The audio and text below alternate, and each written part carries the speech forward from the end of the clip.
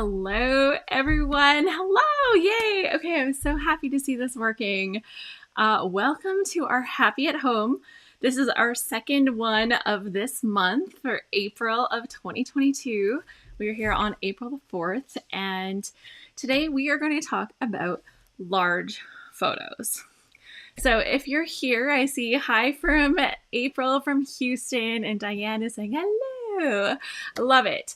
If you can just let me know that all the video, audio, everything is working out good, I would really appreciate that.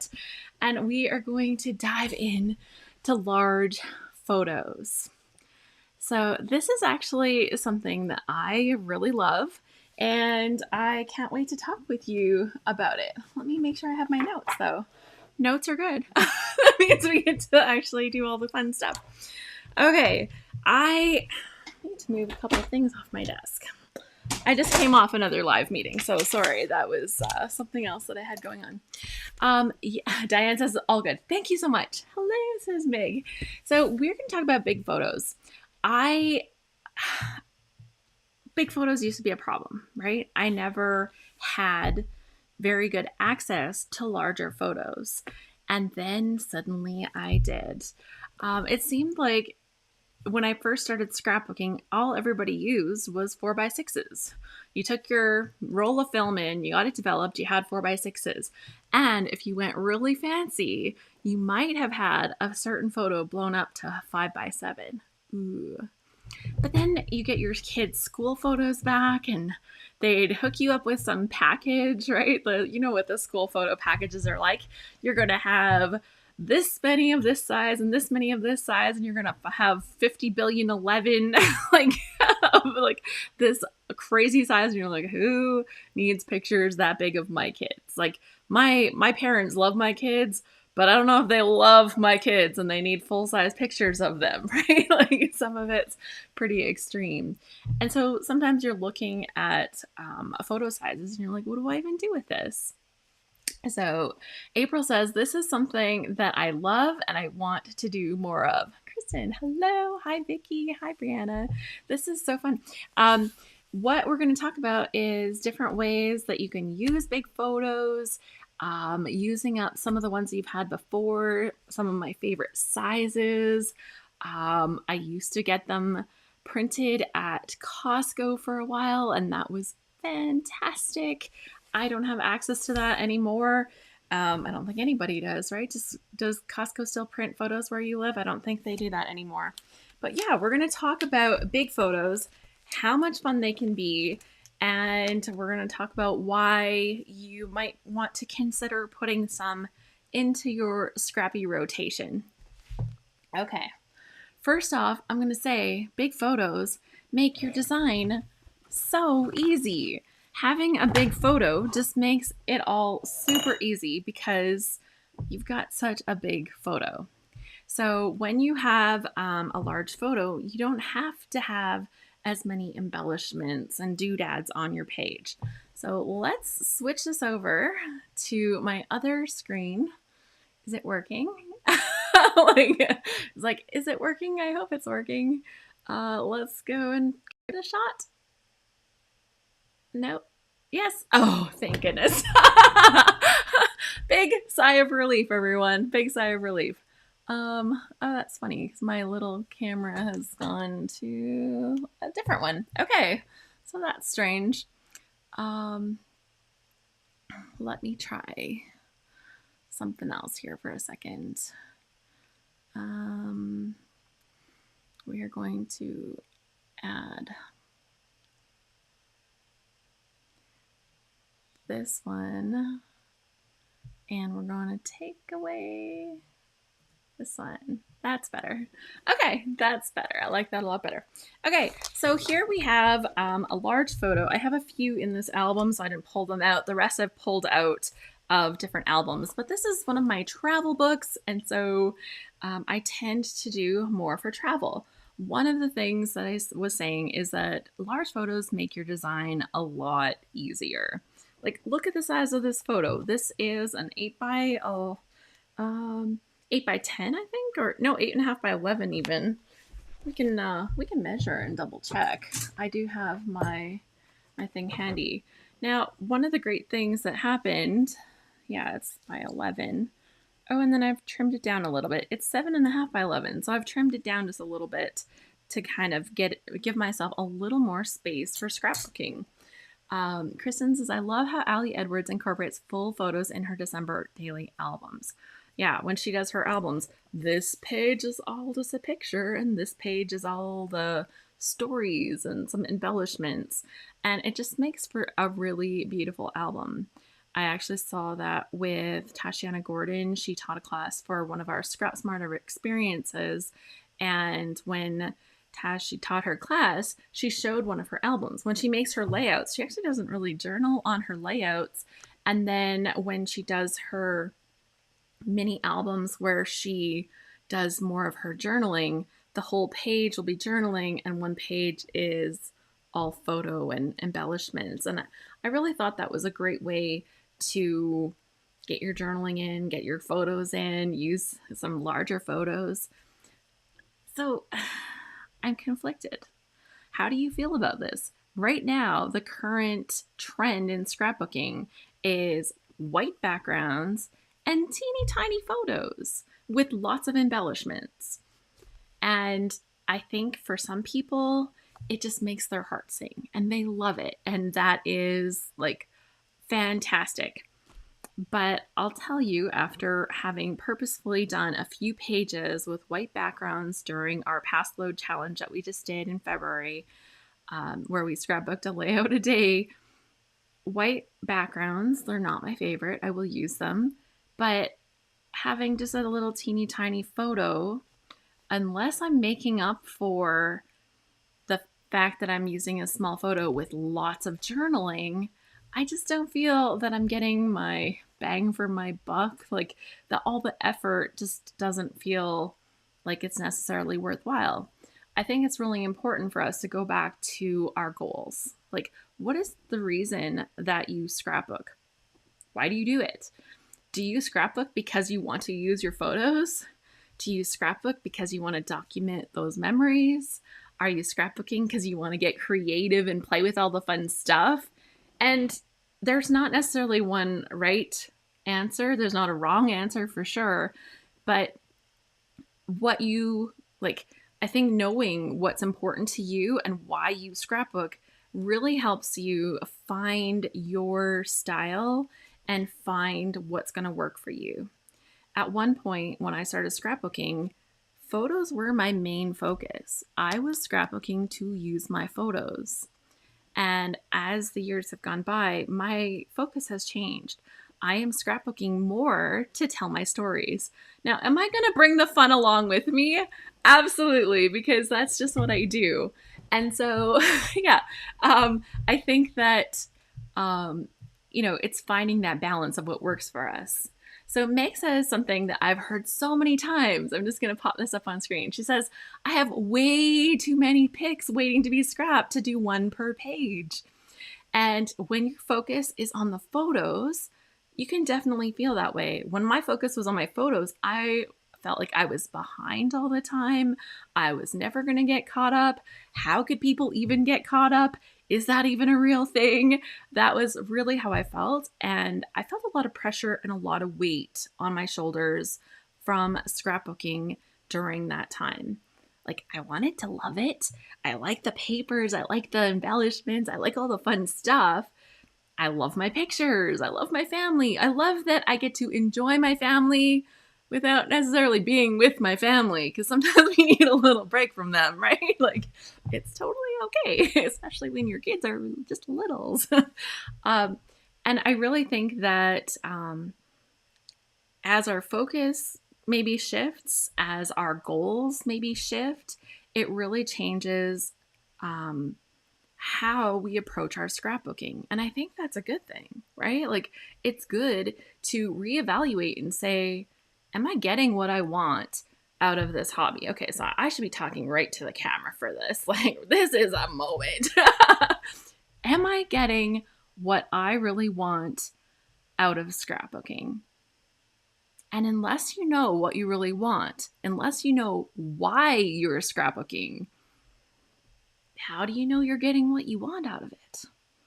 Maybe you just need time to sit and create and play, and the outcome of the pages that you make isn't the most important thing. Maybe you really want to document all the cute things that your kids say.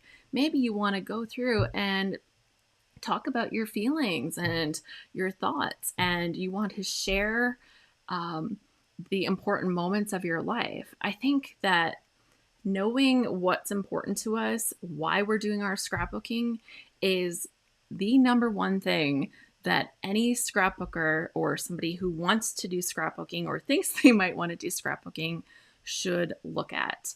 Because until you know what you want, how do you know what to do? So there are so many different approaches. And the fact that there are different approaches for us, that's a great thing. It gives us so many options. So yeah, if you don't have a great photo, the small photo might be a solution.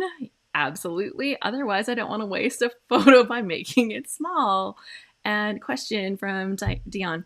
Are there types of pages or stories that you feel are best suited to using a larger photo, assuming that you have a good one? And April says, I have a hard time editing what photos get included. It's hard for me to cut, as in eliminate a photo, but I'm getting better at selecting the best of the bunch. Okay, so when you're looking at your photos, there will be some that are just amazing. They're just great photos. Maybe you got in and you captured that sweet interaction between your child and your dad. I'm thinking of one in specific that I have that's like that. I don't know if I pulled it. Oh, I hope I pulled it. Maybe you have a group photo that you want to look at. I think there are certain types of photos that lend themselves to blowing up big, that make it worth the extra time and effort, because it's a little extra time and effort to blow it up big, whether you order it out or if you're printing at home. If you're printing at home, you got options. You can print those babies big. If you got one of those wide format printers and you can print a full 12-inch wide photo, I'm a little jealous. I'm just gonna say I'm a little jealous. I haven't upgraded to one of those yet. I'm worried I won't use it enough. And then I'm thinking, well, why wouldn't I? It gives me a whole bunch of new things to play with. It gives me a whole bunch of new things to play with. So let's take a look at some of the situations where I chose to use big photos, and we'll talk about what makes those good choices. Yeah. Okay, so we'll go back to this. There. Okay, so with this one here, this is a photo in the mountains. We're skiing. That's me. And my little nephew right there, he's like 2 years old or something. He just turned 12. So this is a while ago. That's my kid back when he was little. And my other one, oh my gosh, I'm even taller than him at this point. Like, that hasn't been for a while. But one of the things that makes this a good option for a photo to blow up is the fact that it is, it's a photo that has lots of people. When you have a photo that has a lot of people, and especially when you can see their full body in a picture, and you print that photo on a 4x6. This is 4x6. Like, if it was this big, that would be 4x6. Imagine this photo as a 4x6. Can you see our squinty little faces in the sunshine because it's so bright with all the snow around? Can you see my nephew's cute little fat little cheeks? You can't even see any of that because that photo is so much smaller.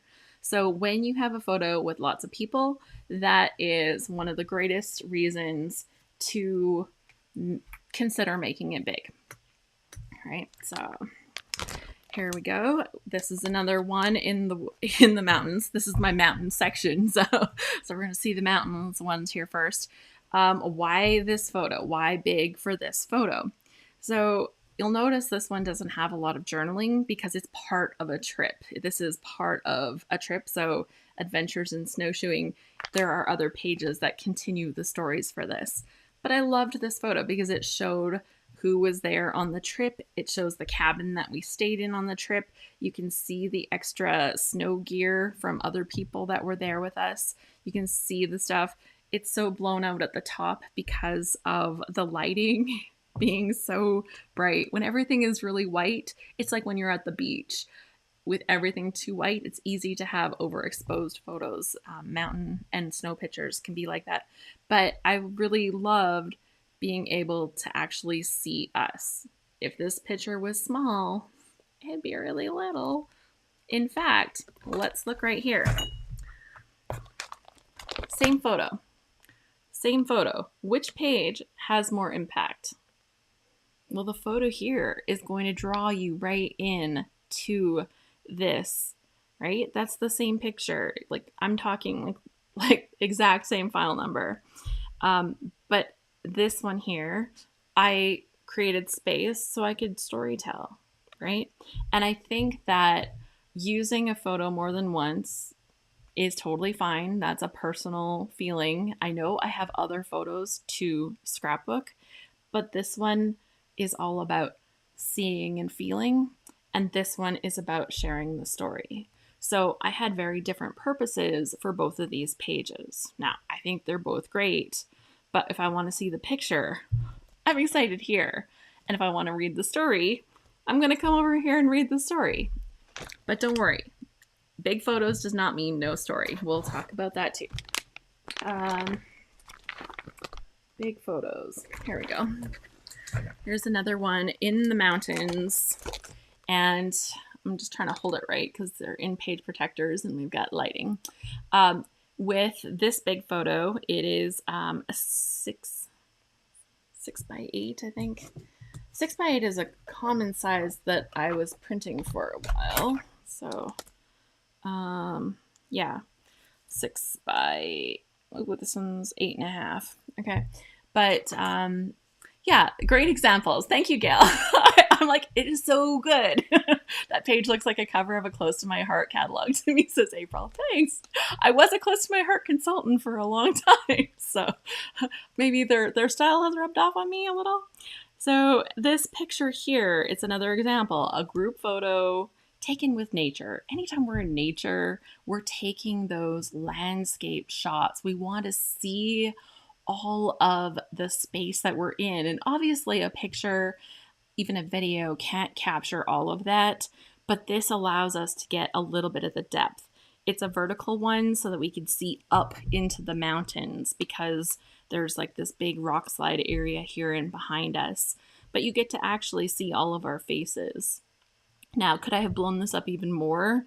Yeah, I actually wish I did because it would be even better if it was even bigger.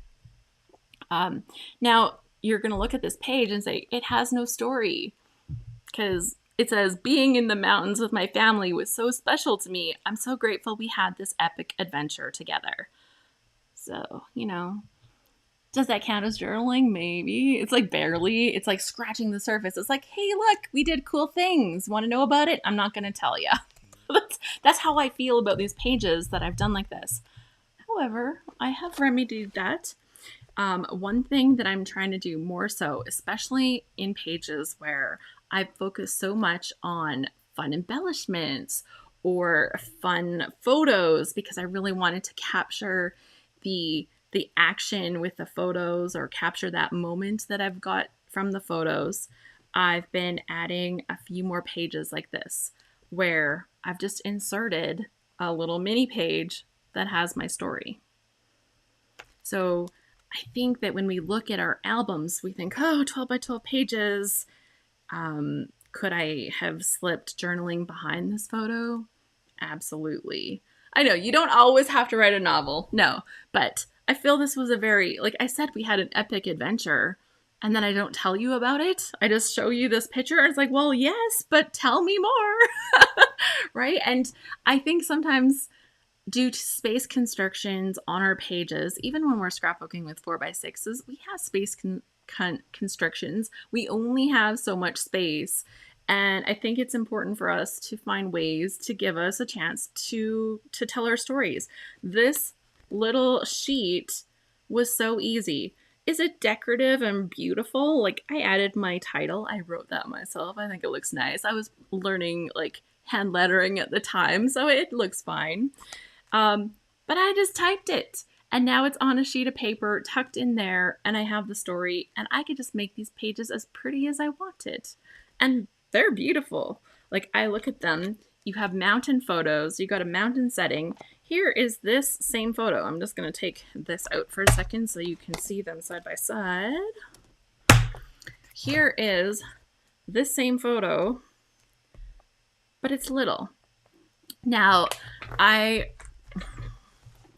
want you to see this as good as I can. Can I put something in here to maybe pop it so that we get a little less glare?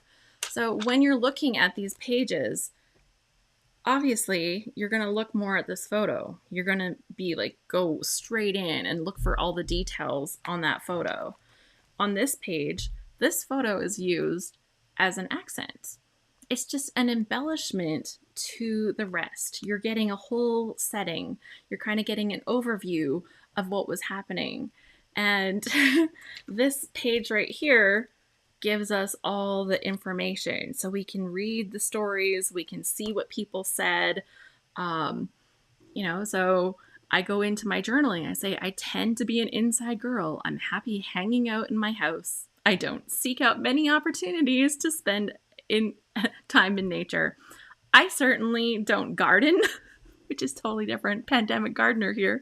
And I don't especially love camping. And now we have an RV and I do that too. So times change, right? That's why we have to keep scrapbooking and talking about our life. There is one huge exception to all of this, the mountains.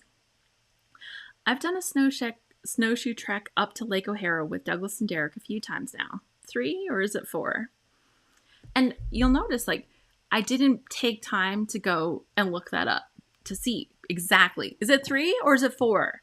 I left that as a question in my journaling, and I think that allowing yourself to have those kind of questions, that's very real. This reads like a real person, right? It's a 12-kilometer hike uphill in the winter, and it's hard, very hard. But I do it because I'm determined and I love it so much. Who would have thought packing all of your belongings up the side of a mountain would be so much fun? This summer, the opportunity came for us to do the trip in the summer. No snowshoes, no arduous trek, just a 1-kilometer jaunt through the trees to the cabin. It became a family adventure. Douglas and Derek were our leaders. I went and brought Ryan with me. Mom and Dad, Iris, and Uncle Craig rounded out our trip. What an unlikely cast of characters. My mom has a heart condition, and my uncle had a heart attack this year. Let's hope for no medical emergencies while we're here. We stay in, I continue, but you kind of get the feeling for how I'm able to get that storytelling and really dive into the heart of that while fitting in these large photos. There's another one, this one here. Big photo capturing all of the nature. Capturing all of the nature. Travel ones are usually, I can't remember, meant to flag this. Oh, yes. Large photo here. And Joe's just doing that classic thing that tourists do. When you go to the Leaning Tower, you're going to see 1 million people. And I'm not even kidding. It's like so many people doing the thing where they're pushing over the Leaning Tower. It's just what you do when you go to the tourist place. So we have that picture. And rather than, not dive into the thought of it, this makes it so that you're just fully embracing it. It's a great big tall tower. Look at my scrawny tall kid, right? Like, it's perfect together. Yeah, so you must take the cheesy photos. And by putting my pages together that are part of a trip, it helps me tell more pieces of the story, even when certain pages don't have that full story on them. Here. Everybody does this one when you go to a beach, right? This Cuba, you write it on the beach, you write where you are and what year it is, or maybe you just write where you are. It's the perfect cover page to the rest of your stories that go with it. And so making it big and making it special as you introduce this location that you're scrapbooking, I think is a really great way to use a large photo. This photo was just so bright and so colorful and so amazing. It looks like a postcard. And it's not, it's a picture I took. So having those pictures that we just fall in love with of our own, why not make that big? Like, how cool is it that this is 12 inches? It's like 8 by 12. That is my very favorite size. I promised I would tell you. My very favorite size are the 8 by 12s. Yeah, so it's a full 8 by 12. It's my very favorite size if I'm doing a large photo. They're really, really easy to work with.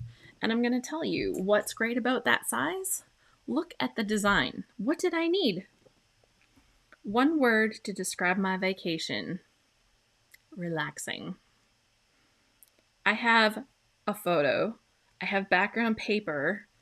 I have one embellishment. I have this number 1 that's popped up.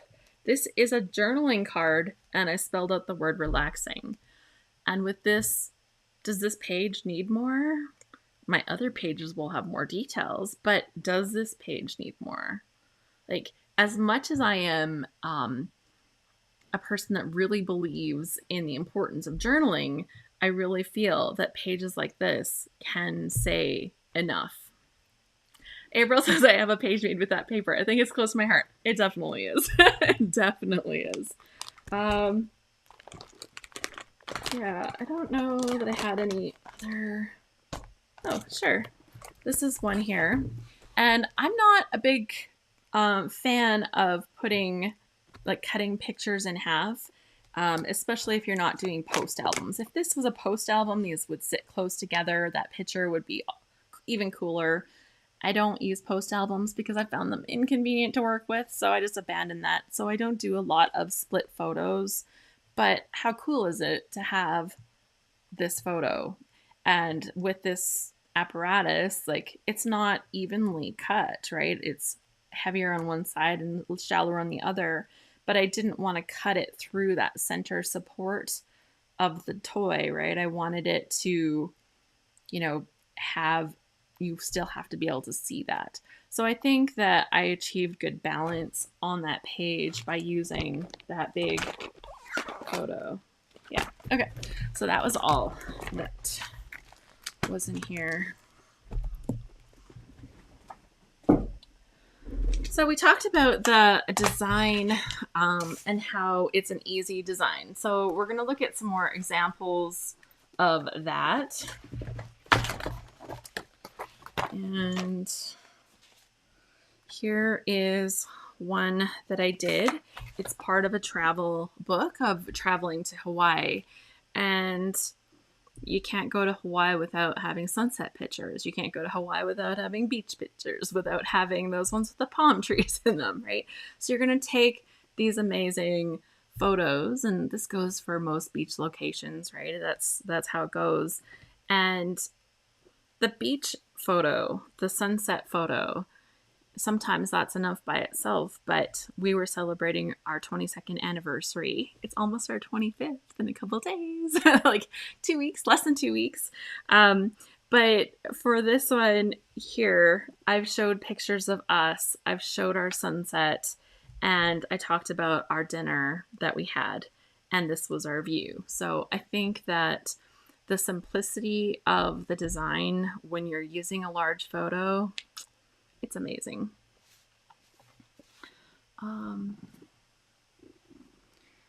Another one with, the beach. You'll notice that with such a big photo, sometimes the details in our big photos are still small, right? Sometimes you still have small details. And so in this one, I've used these little sparkly gems to draw attention to that little blip in the water. Now, does it look like anything special? It looks like a little blip in the water. But I know that that little blip and that excited look on my face, which would not be as impressive if that photo was smaller, unless I zoomed in and then you can't see what I'm looking at. It's because you don't have the whole story of the photo. I know that it's a turtle. I know this. I am that excited because I saw a turtle. And so I talk about how that played into our trip and how that was important to me. Love that with the big photo and the paper. Oh, thank you. Yeah, if I move these here, that might be easier. We talked about how big photos are great for groups. Here's just an example of that. This is from the Scrap Happy reunion that we did in Banff in 2019. And we're in the mountains, and you can actually see everyone's face enough to identify them. If this picture was little, like a 4x6, good luck seeing who everybody is, right? Like, it's just too small. So, yeah, so this is fun. Shout out, April. You're there. I see you. So, super fun. Here's another one. Now, this picture, I could actually use it even bigger. And so this is a huge, huge photo. They gave us this copy, and it actually had everybody's names printed on it, which was extra cool. And I just really looked, and you can't see my son on this thing anywhere, right? How do you even find him? But I didn't want to put arrows over anybody's heads because that kind of takes out the whole group photo shot. So you can see what I've done is I've taken part of that group shot and I've blown it up so that you can see my son. So now you can compare this and find him in the group. And actually, I don't even remember where he is. Let's see, there's a girl and a guy. Oh, that's terrible. Where is he? See? That's why I had to blow him up. I needed to see him. And so for this one, I did use the little gems around his face. I don't care if I'm covering up somebody else in this. I've got them in the main photo. But I think that it's a really good example. Like, if this was printed smaller, oh my gosh, like, it's just, hello, here's all the little dots that I went to school with. Okay. Sometimes we have, so we've talked about those group photos and how that's cool. Let's now, one more with a group photo. Here we go. This one was at our reunion that we did in Texas. Group photo so that we can see everyone's faces. And, you know, I was able to get fun embellishments. We all wore tiaras. It was our Sweet Tea and Tiaras reunion. The Where's Waldo page. Exactly, right? That graduation one. I've got room for some embellishments. I've used some other embellishments. I've got a little bit of room for some story on there. And, you know, yeah, it's really great to work with the big ones. So what I really love for big photos is capturing emotion. I think when we have groups and emotion, those are my two biggest reasons to go ahead and do a big photo. So this one here is my son when he was swimming his 100-meter butterfly in a 25-meter pool. That's 4 lengths. So that's really, it's a big race, especially when they're young. And so I'm just looking at his face in this. You're looking at the water as it's coming off of him and off of his arms and the way it lifts underneath, like, all of him, and it's streaming off his face. Like, in fact, like, you can't even properly see his face because it's streaming with the water.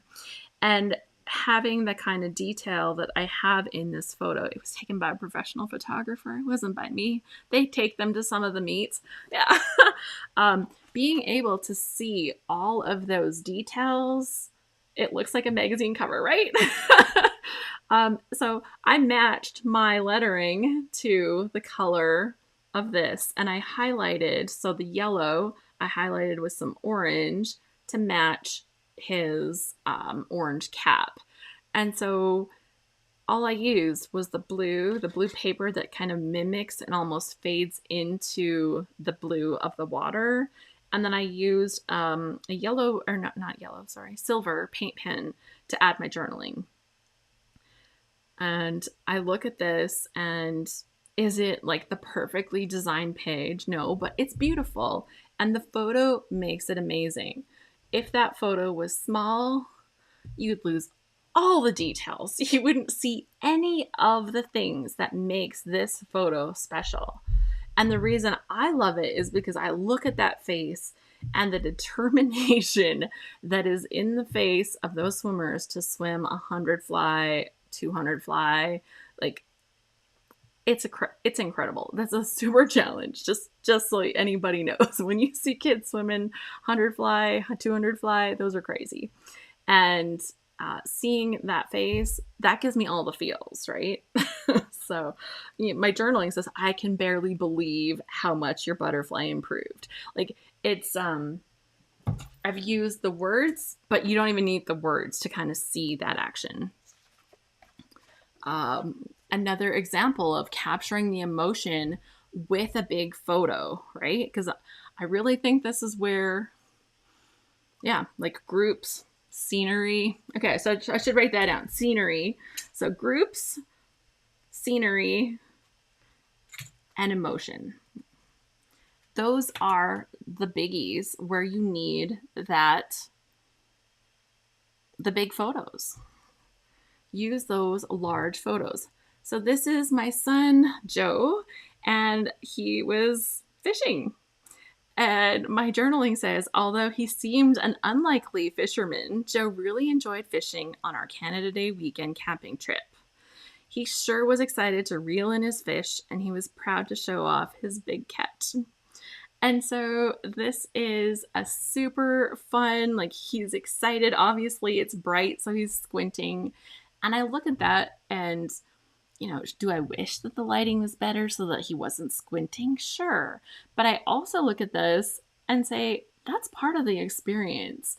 This really is about capturing the moment. Like, not all of my photos are going to be that magazine cover worthy, like, swim photo, right? Like, I'm not a professional photographer. I just snap and take a picture, and sometimes they turn out great.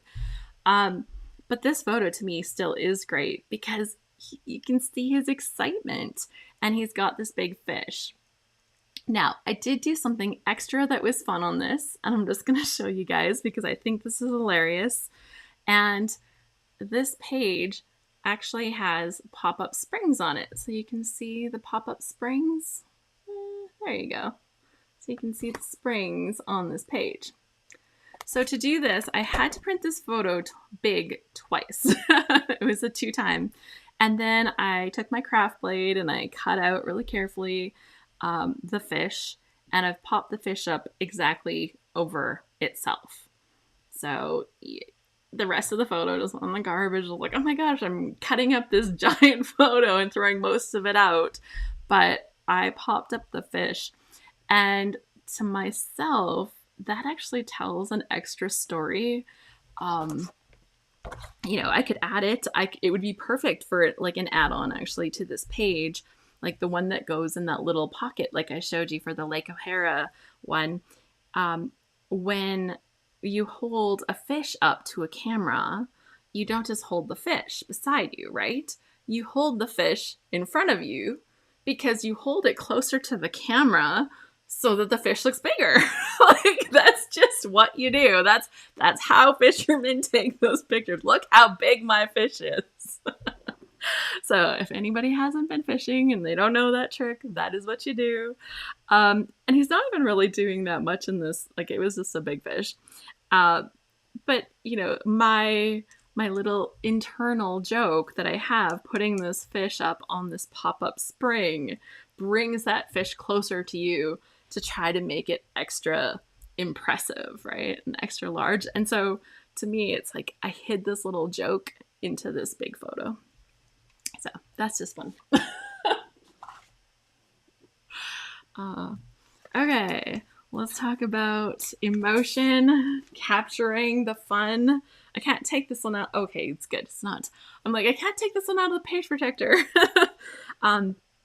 This page, I am capturing my son doing a flip on the trampoline, and it was one of the skills that he had recently mastered. It's winter, there's snow all over the trampoline, but my kids are Canadian. They're going to be out there in their, in their shorts. And, I did a fun thing. I did my journaling on a spinner. So you actually turn and read the journalings. It's all written in a spiral. But the big photo is what allows us to actually really see the action. Could this photo even be bigger? Maybe. I think I've left enough room for other stuff on this. I feel that my title gets a little lost. I wish I'd outlined it more, maybe. I don't know. But whatever. I really like the page in the fact that I've caught him mid-action, and because of the size of blowing up the photo, and this is what, like a 5x7 or something? Yeah, 5x7. Even just moving from a 4x6 to a 5x7 gives you a larger perspective on that photo. So really fun. Big photos. This is another one just to see my grandma's face, right? It's part of a 2-page spread. Sorry, I didn't pull the other page. This is grandma. But yeah, just seeing her face. I look at this picture and she just looks so beautiful to me in this photo. And, I think it's cool because I've made it big enough so you can see the detail on her glasses. You can see the pattern on her dress. You can see her teeth. You can see her little fingernail, like all of the things. You can see her hair looks so perfect, right? Like the curls of her hair look so perfect. And it's because I've made the photo big enough for me to really look at the details. Yeah, Dion says it's such a great photo that tells so much about the context as well as the emotion. Thank you. I thought I was talking about one of the other pages, but yeah, like I think seeing the details are part of what makes this photo special. And this one's just a little picture where she's holding me. It's a pretty dark photo. It's probably a Polaroid, actually, like probably copied from a Polaroid. But this one was so nice. I really wanted to make sure that there was a lot of detail available to look at in my page. Similar thing here, 21 years. You're seeing all the anniversary stuff here today. All of the stuff. And, he's laying there. Am I laying on top of him? I don't even know. Maybe. But, he's laying there all cozied up. And I'm getting in on the action. Talking about emotion, capturing emotion.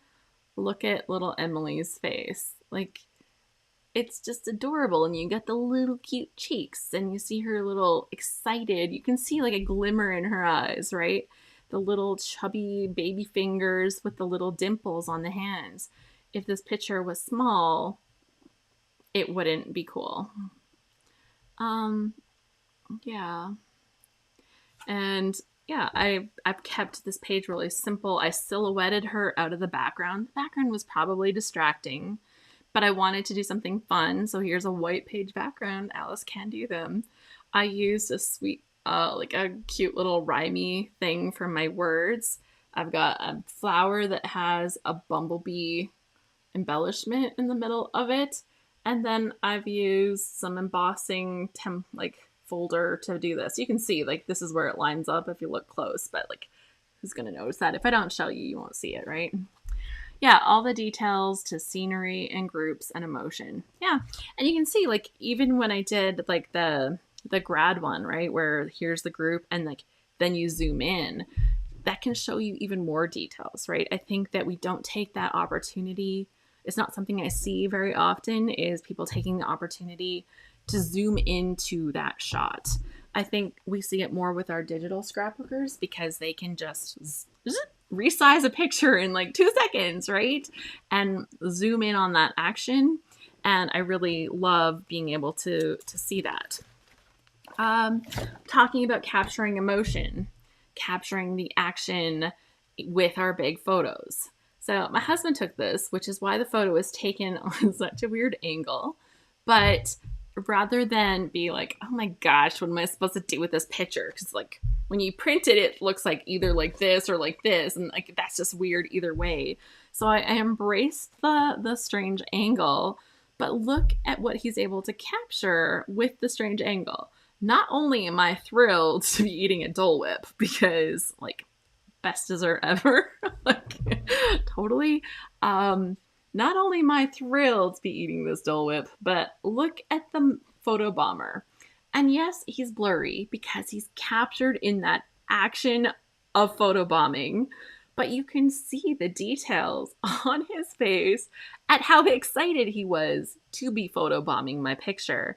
And I think that it's just one more example of how those big photos really allow us to see those photo details.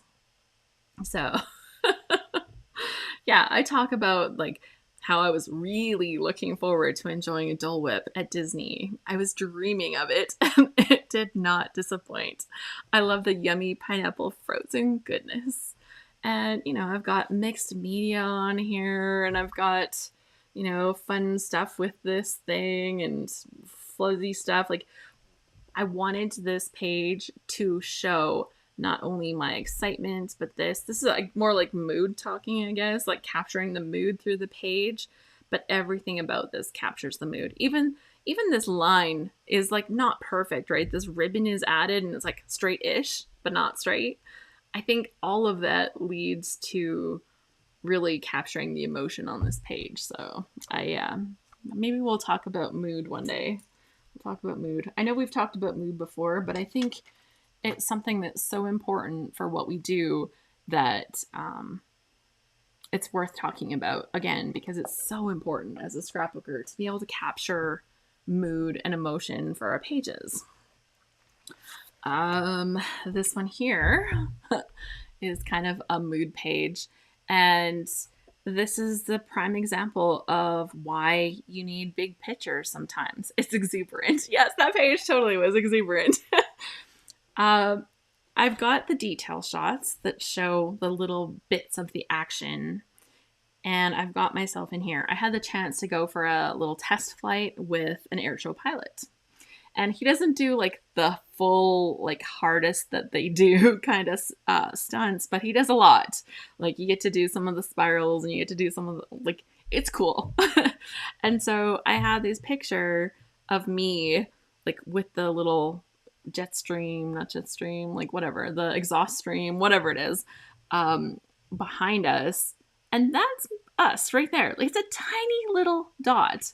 Now it's a tiny dot on an 8.5 by 11 photo. Like, it's a tiny little dot. Imagine this. Like, what impact would this, because that's what this is about, right? Like, whoa, you're doing crazy stuff. Imagine the impact of that on a 4x6 photo. Make the little thing here, like the little tiny swoop. Boring. Like, it's going to be small. It's not going to have impact. Without making this big, it doesn't have the impact. And so even though you can barely see the plane, like barely, right? It's there, but barely. That makes all the difference. Looks like fences, Gina. It totally was. It totally was. I was really happy because my stomach was solid and I didn't have like any kind of bad feelings about it. But yeah, it was an amazing opportunity for me to get to do.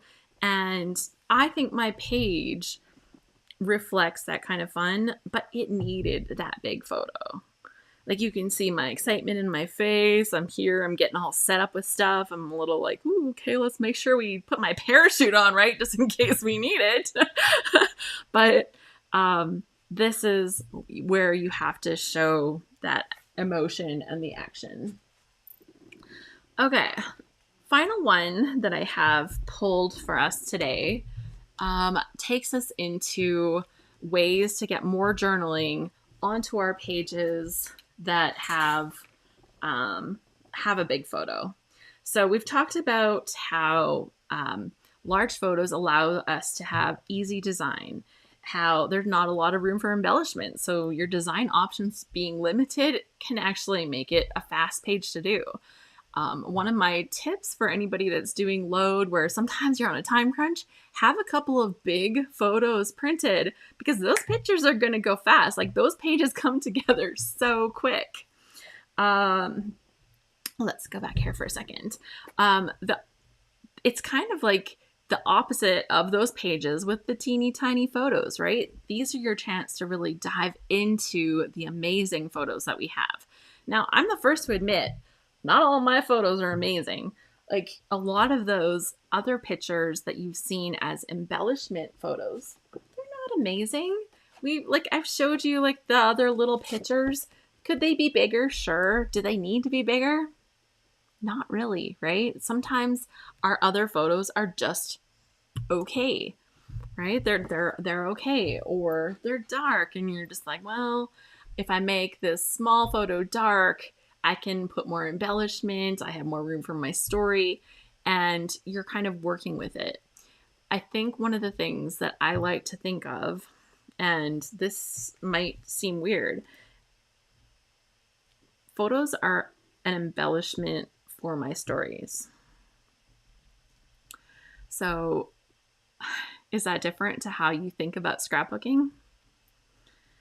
Because I never used to think that way about my pages. So photos are an embellishment for my stories. So as I've showed you, sometimes it's the big part, right? It's part of the drama. It's really the main part of the show. But even in those pages, I'm using that photo as part of the storytelling. But I really don't want my photos to always just try to be the story. How many times do we look at somebody else's photos and say, cool, what's happening? Or I wish I knew more about what my family was doing in this old photo that I have of my grandma's, right? You have this picture and you're like, oh, where were they? What were they doing? I wish I knew what she was thinking that day. And so looking at your photos as an embellishment for your story, for me, that's like a whole mindset shift. Like, my head was going crazy as I came to that realization. Thank you for those thumbs up. You guys are so sweet. And thinking about them, that changed when I started thinking about pages that told a story first. And not every page tells a story first. Some of them, I have this great photo and I just want to scrapbook it. But when I'm thinking about a page that starts with a story, that definitely allows me a lot easier to find a photo that helps me tell that story. So if you're struggling to cut back on photos because you're like, well, I have all these photos and they're all great, what is the story that you're trying to tell with your page?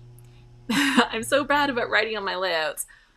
That's the thing, Gina. It doesn't have to be on your layouts. We showed examples of what you can do if the layout just doesn't have room. But I've got one here that I'm saving for you for just in a moment. But I really think that it's really important to look at how the photos help you tell the story. What is the story that you want to tell behind these photos? And so when you're trying to pare down those photos and pick ones that are specifically going to help you get that story onto your page or demonstrate your photo, it's good to know what that story really is. And I don't know if we have time here. Maybe. Okay. Should we do like a little example really quick and then we'll show that last page?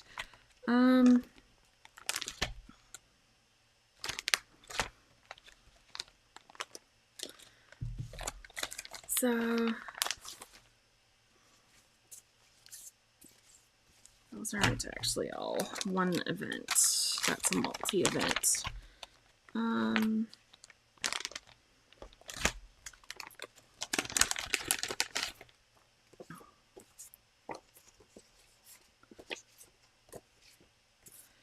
It's not a good example. I thought of one of these. I've got some pages that I'm working through. Some photos. Yeah. Okay, these aren't really gonna... Oh. Yeah, I think these ones will work.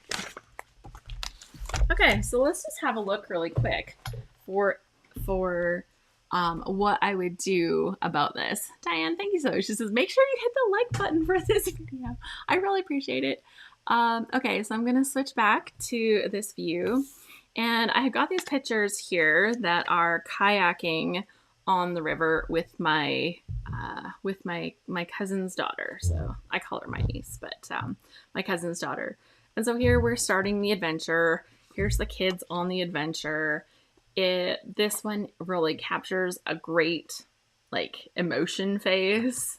These ones are just, you know, back of a head. Ooh. Oh, look, there's a deer. Another back of a head. Here she's turning and looking, and because she was our guest on this trip, that's really fun. Here you can see through the water a little, but like maybe world's most boring picture. Here's us in the water. This is another shot. This looks like maybe the end of the trip or something. And me and my husband there, and Joe holding the raft. So when I look at these pictures, I think, like, what is the story that I'm going to tell? I'm going to talk about how we had a great time riding down the river, and we saw a deer. Emily was really hoping we would see a bear because she was obsessed with that. And so she's kind of the star of my show. So I do have this great picture of her here. I also have the pictures of like getting ready to go on it. So what would make the star, right? This photo of Ryan, well, it's great. That could actually be smaller because it's not really about him. This page isn't really about him. And so when I'm looking at the pictures, I really want to focus on what is the star, what is the focus. So photos that I would use, this one, probably this one, because they're riding on the thing. And, you know, maybe one of these ones from the back actually, but made smaller. This one would be fine too. So I have several pictures. Would I cut the deer out? Absolutely. Would I put it on the page? Sure. I would just leave it tiny on the page. This one, maybe I would shrink it. Maybe I wouldn't even bother fitting it. But this one made smaller, this one cut out. That gives me plenty of photos to use for my page and still make my page about the topic that I really want it to be about. So I hope that kind of shows you. And sure, would I leave out the picture of my husband and myself? Probably. It just doesn't really help to tell that story.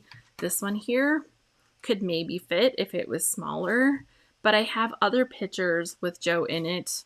I don't have to have that one, right? I don't have to have this one. I don't have to have this one. Even this one, because it's not really about him, it's maybe not for this page. A different page, sure, but not about this page. And so I think about my photos in that way. And so hopefully that helps when you're looking at your own pictures and you're trying to narrow down, like, what is the star of this page? Now, because this photo of Emily, which is kind of my starring photo, I don't think it needs to be huge because I have supporting photos.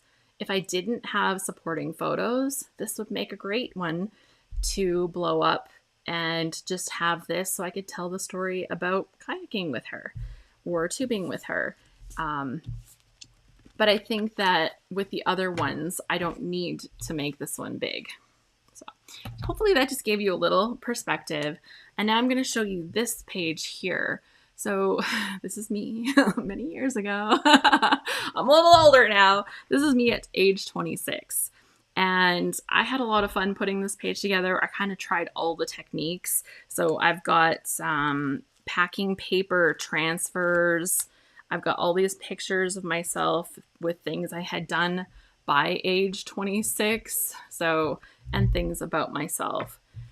Me at a scrapbook store and going on different holidays and going bungee jumping and going skydiving. And, you know, I was trying to put in all the things that had got me to that age. And then I still, you know, I've got my big picture on here. I've got a rub on with my name. I've got shrinky dinks and I've got all these fibers and, Yeah, I did a shrinky dink where I stamped on the word unique. I brushed my background paper, but then I needed more words, right? I needed more space for words. And so I turned this whole photo into a pocket so that I could slide out all the words. And because this was a compilation page, it's not necessarily one story. I played. I broke all the rules when it comes to fonts. Like, what is the normal rule that they give you with fonts? It's like no more than 3 and 2 is better than 3, right? Like they say don't use too many fonts. On this one, because I wanted every story to be about something different about myself, I used all the different fonts. And I think that was just a really fun way to kind of share different pieces of my personality on this one page. And so, you can do pockets that pull up. I did this one out the side, and then I just cut the page protector, right? Just cut the page protector, and then it just slides right out. It's not a big deal. Right out the side. And I talked about the things that were about what I was like during that time, right? I talked about I get lonely a lot. I was at home with little kids, you guys. So I usually call my friends on the phone. I have a lot of telephone marathons. So that was just like this little piece of my life at that time. And I love to wear sleeveless shirts, even in the winter. I don't like to wear sweaters. Well, that has not changed. So there's a lot of really fun elements and pieces that I was able to include behind this big photo. But I really wanted you to see me. I picked a photo of me where I was like less smiley and stuff, so that it's like, hey, there's different parts of my personality, but I also balanced it with a photo of me laughing my head off, right? Like, so I think that trying to capture that personality, but using that big photo to kind of draw you in and be like, whoa, what's this about? The feel of it with the muted colors is a little different. This has color, but I turned the value down on the color. Yeah. April says, I remember those style of fibers. I know, those little hairy eyelash fibers. I know that was totally a thing, right? But I look at the page and I love it for the fact that the big photo also allowed me to share all the details, right? And yeah, it's kind of fun. Well, that brings us to the end of our large photos session, happy at home session. I have loved sharing with you my perspectives on how to bring large photos into your scrapbooking. If you think about the 3 things that we mostly talked about, using large photos for groups, using large photos for like those big scenery to set the stage, using big photos for emotion and capturing the emotion of a photo, I think those will be the 3 best ways for you to say, like, this photo would make a really good large photo. And thinking about, using large photos when you're in a pinch and you want to make a page that's really quick and fun, using large photos to really zoom in on that special moment. Great for like using a pocket so that you can fit all the words in there. So if you have a page where you want to make a lot of words, you have a big story that you want to tell, you can put it with that page by sliding it in behind your photo, and then you have lots of space to tell that story, right? Yeah, and just think, like, are your photos helping you to embellish your story? Are they helping you to tell that story? That can be a good way of making sure that your scrapbooking and your storytelling really work hand in hand. Like, so yeah, I think this one here shows you, like, with all the different little techniques and stuff that I did with it, you can still have a lot of fun with it, right? You even got a large photo, you can still have a lot of fun. Gina says, I love how you put all that information on yourself in a pocket. Yeah, and It's interesting because as time goes by, the things change that we're interested in. So having those pages about ourselves that we document in the moment can be really, really important. So thank you so much for joining me today for this session. If you missed the one that we did on Friday, it was all about rainbow stenciling, and we did some rainbow stenciling on Friday. It was so beautiful. Oh, this one and not that one. Here, this one. So we talked about different ways that you can apply your colors with rainbows and make beautiful designs. So this was one of the ones that we did on Friday. And this was another one that we did on Friday. So they were super gorgeous. And yeah, so we talked a lot about the rainbow color application with stencils. We will be revisiting stencils this week with some different mixed media. We're also going to play, finally, we're going to play with this Deco Foil Transfer Gel Duo because I wanted to finally use some of it. So I'll walk you through some parts of that. And I am really excited to share more creativity with you. Maybe we'll talk more about some journaling at some point this month and some other techniques. I've got a few good ideas up my sleeve. I'm planning on doing one session that's all about, you're going to put that on the scrapbook page. You're going to put that on the scrapbook page. And I think that'll be extra fun. Dion says, thank you for this, Alice. It's something that I want to do more of, and now I have some ideas for how to approach it. Yay! Yay! Oh, and if you do, please go ahead and tag me on Instagram. I would love, love, love if you're on Instagram, tag me. If you use any of these ideas or you've made a page that's like this, go ahead and tag me. At Alice Bowl. That's me on Instagram, and I would love to see it. And I'll just let you know that our next episode of the Scrap Happier podcast releases tomorrow morning. So if you're not subscribed to the podcast, now is a good time to go and get subscribed. Just look for Scrap Happier on your favorite podcast app. And if you're not a podcast app listener yet, you can go to scraphappy.org and just look for podcast in the menu so you can see that there. As well, I do a few different things. Every month we have some kind of different activity going on. It seems like this month are these happy at home sessions every weekday. Remember, just weekdays, not weekends, but we're meeting at 1 p.m. Pacific, 4 p.m. Eastern every day this month. And if you're not on my email list, then I would love for you to sign up for that. And I will send you occasional emails with cool things that I find. I'm not very spammy because I just don't have time for it. Like, not that I'd want to be spammy, but I totally don't have time. So you can sign up for that here at scraphappy.org/subscribe. And I will hook you up with fun things as I come across them. So thank you so much to everyone for joining me today. If you're catching the replay, thanks for watching the replay, and I hope that you have a wonderful day. Happy scrapping, everyone.